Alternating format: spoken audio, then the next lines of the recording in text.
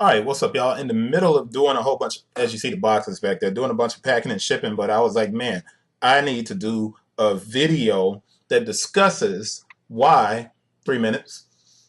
Um, I wrote an article a while back, and everybody knows right now, we're all talking about the fact that Puma is launching Puma basketball again, and that Jay-Z is going to be the creative director, not the president, as I wrote in this article here. And I'm going to put the article down here. I also put it over my head right here so it'll pop up and you can click on it and go read that article. And I was talking about Puma, and I was talking about the fact that they got Marvin Bagley and DeAndre Ayton, basically the top two draft picks, and they also signed Zaire Smith. But I wrote this article, and I'm going to put this one right here, and I'm going to put it down here in the description. Why I now believe in Adidas' growth, but not Puma. And this is pretty interesting. I wrote this article almost a year ago. Well, I wrote it in October, so it's not almost a year ago, but I wrote it last year.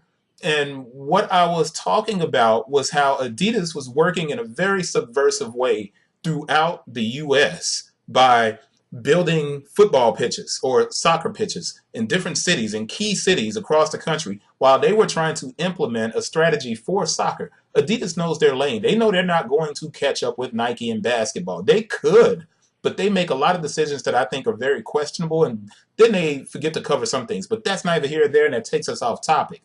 And I only got a minute and 31 seconds to get to this. This is what's important in what I'm talking about right now. I wrote this article about believing in Adidas versus Puma last year. Puma launches their Puma basketball, but let's take a quick look at Puma's website. This is the Puma website right now. Rihanna, Selena Gomez. It's women's footwear.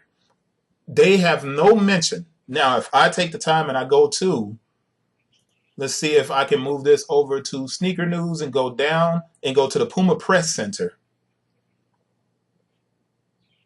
They're talking about Romelu Lukaku that they've signed. No information on their own properties about basketball. Nothing. Take this and contrast it with what Adidas has done today. And this is why I believe in Adidas a little bit, well, a lot more than I believe in Puma. Go to the Adidas website. And what we have is obviously they're signing people. They're also continuing to build Glitch and Tango across the country, New York, LA. But more important, they've signed some NBA guys that are incoming as well. And this is the big difference, right? So I click the link and I get to see that they got Trae Young and they got Lonnie Walker. They got guards. That's my 3 minutes. But Adidas got guards. Adidas is on the right track. But more importantly, Adidas put their information on their hosting service, on their platform. Adidas is not allowing social media to control the narrative about what they're doing in basketball. Do I think they're doing everything they could be doing? Not at all. Because I still love Derrick Rose and I think he's an amazing story.